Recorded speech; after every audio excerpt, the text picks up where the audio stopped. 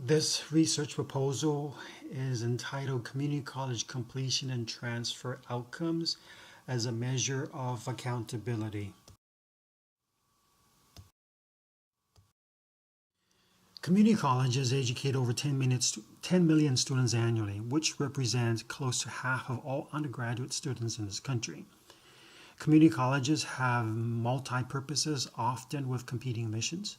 Anything from basic skills, remedial education, to workforce development training, to transfer preparation, to community education, and so forth.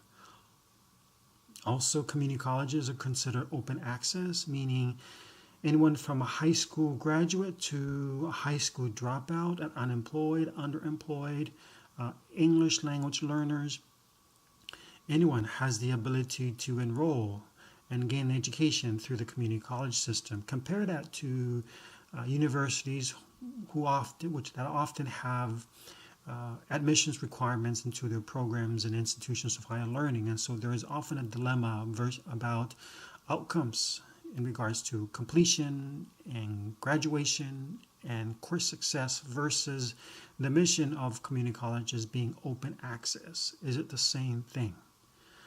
In some cases, some have argued they're not the same. Yet, community college students, for the most part, do not graduate with an associate degree or certificate. In fact, if they do so within 6 years. Also, community college graduates do not necessarily also transfer to university. Yet, for California, it will need over 1 million workers with degrees by the year 2030 in order to keep up with the state's economic and workforce demand. And this is according to the Public Policy Institute of California. There are two acts that have been in the works or have been implemented in the last couple of years to try and address the community college graduation as well as the transfer rate to university. These include the Student Transfer Achievement Act of 2010 as well as the Guided Pathways. Both speak to completion as well as the transfer of students to university. So what is the problem? The problem is that most community college students do not graduate with an associate degree or certificate of achievement, let alone transfer to university. Therefore, the purpose of this research, of this proposal, is really to identify how graduation and transfer gaps are being addressed, and also to look at the legislation, the Student Transfer Achievement Act of 2010. How is that being implemented? Key to research questions for this proposal include: how are community colleges upholding professional accountability standards in regards to completion and transfer to university as required by Accreditation Commission? Second, to ensure accountability, what specific practices are institutions employing to meet the requirements of the Student Transfer Achievement Act of 2010? So the significance of this topic is to hopefully help to design and implement policies that would improve higher education attainment, specifically community college completion, and the transfer of community college students to the university. Moreover, there have been limited research conducted on the impact of the Student Achievement Act of 2010. Therefore, there's a need to understand how this act has changed or not the landscape of community college completion and transfer to university. Doing so will help to inform future policy conversations and future practices on community college completion and transfer rates to the university system. California community colleges was part of the high school system in the state until 1967. The California community colleges is the largest system of higher education in the country, in fact the world, representing 114 community colleges. Compare that to the California State University with 23 campuses and the UC, or University of California, with 10 campuses. The community colleges are governed locally by a locally elected board of trustees, 72 districts, representing 72 different boards, plus one state board. Compare that to the CSU and the UC that each have one board respectively. There are over 2 million students at the community colleges in California. Compare that to 264,000 at the UC and 478,000 at the CSU system. Again, as noted earlier, most community college students do not graduate, and most community college students also do not transfer to university. And many low-income students end up in remedial education courses, and therefore they get lost in the system and never graduate. In comparison of community college graduates and transferred to university and graduating with bachelor's degree in the different states, California is significantly lower in comparison to other states in all three regards, both in regards to community college graduates and the percentage of those who enroll at four-year institutions in 3 years and those who actually graduate from these four-year institutions. In comparison to Kansas and Georgia and North Dakota and Vermont, California ranks significantly lower in comparison to these other states.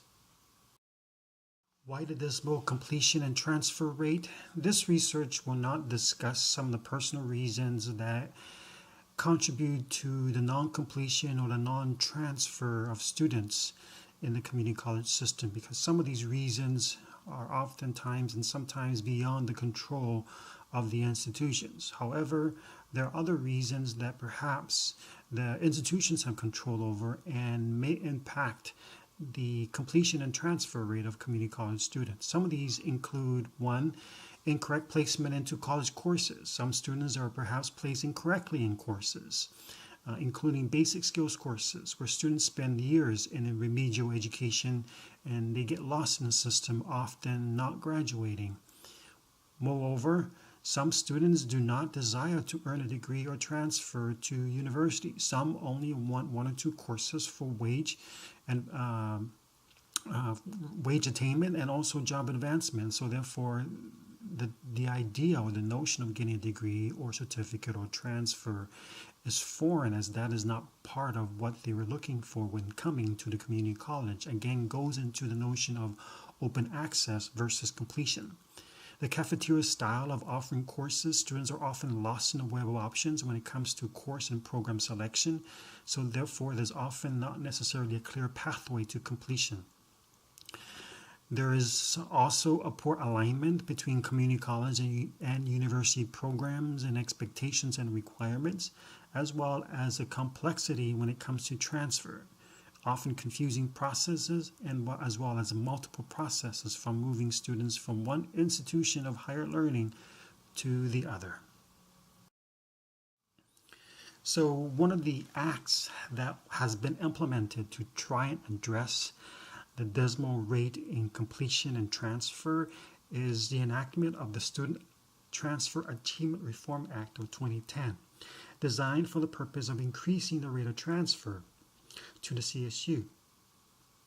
Therefore, this new act was designed so that associate degrees of transfer, or ADTs, could be created requiring only 60 units for someone to earn a degree and transfer to the CSU.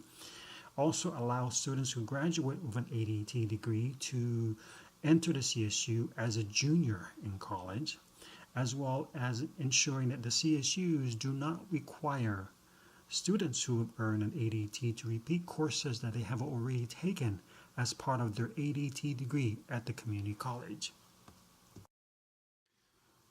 Guided pathways. This is a new effort that has been discussed and also happening to increase community college completion and transfer to university. And the core of this pathway is to clarify the pathway to graduation, to career, and also to transfer to university.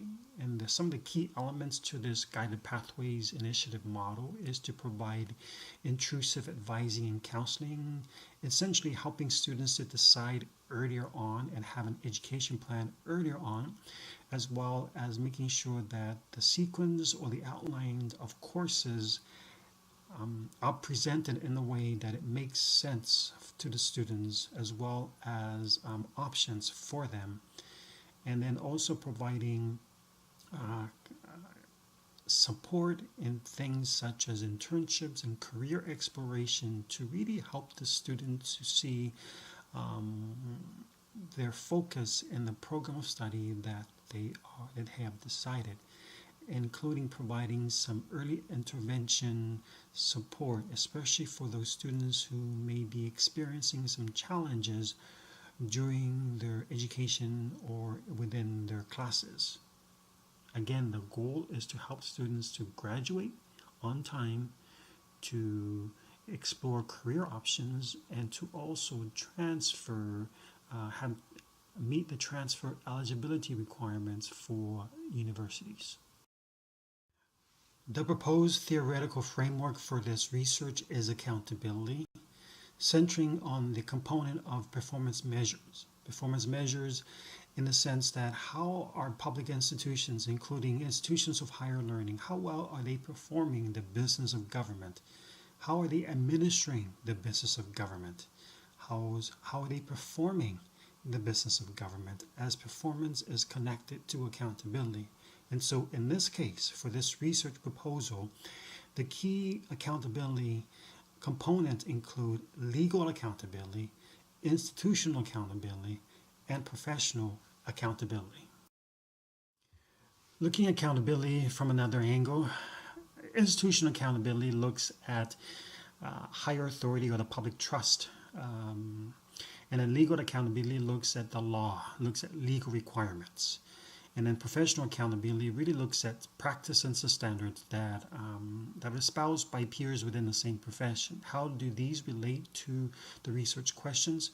When we're looking at it, what specific practices that institutions have done to meet legal requirements or the law, such as the Student Transfer Achievement Act of 2010, we're really speaking about institutional and legal accountability. When we're looking at it from completion and transfer as far as accreditation standards, we're looking at it from professional accountability, because accreditation is a peer review process. And it's a peer review agreed upon process, and so therefore when we're looking at these things, we're looking at it from professional accountability standards in regards to completion and transfer. So this is how all these two questions tie into the theoretical framework, even that of accountability. Just a short overview again of the integration of the theory and also the tie-in to the research questions. This will be a qualitative research based on a case study design. The population will be in the Central Valley, specifically Kern County. This will be propulsive sampling, focusing on administrators and staff from 3 institutions in Kern County: Bakersfield College, Taft College, and the CSU Bakersfield. Both Bakersfield College and Taft College feed into CSU Bakersfield, and so it made sense to include these 3 institutions as part of the case study for this research.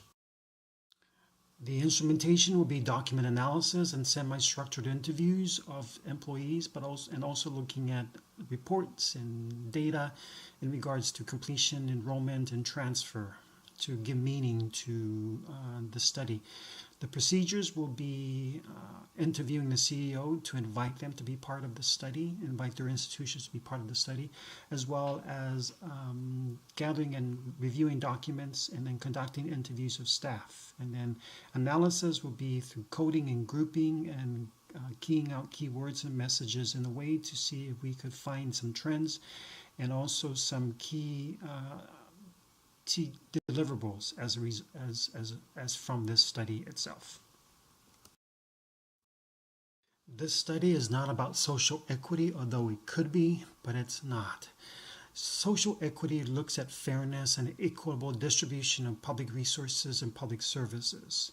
This study focuses more on performance, and performance as an attribute and connected to accountability. And so that is really the crust of this research, is looking at accountability measures in regards to this topic.